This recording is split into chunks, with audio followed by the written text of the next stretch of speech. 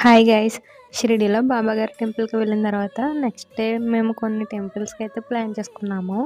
First అయితే ముక్తిధామ్ టెంపుల్కి వెళ్ళాము. అదైతే ఫుల్ వీడియో అప్లోడ్ చేశాను. లింక్ అయితే ఈ వీడియో కింద ఇస్తాను, చూసేయండి. ఇంకా నెక్స్ట్ అయితే నాసిక్ అయితే వచ్చాము. ఇక్కడ కనిపిస్తుంది కదా, ఇదే నాసిక్ గోదావరి. ఇక్కడ చాలా టెంపుల్స్ అయితే ఉన్నాయి. అర్ధనాగేశ్వర స్వామి టెంపుల్ కూడా ఉంది. సో మేమైతే అక్కడికి వెళ్ళలేదు.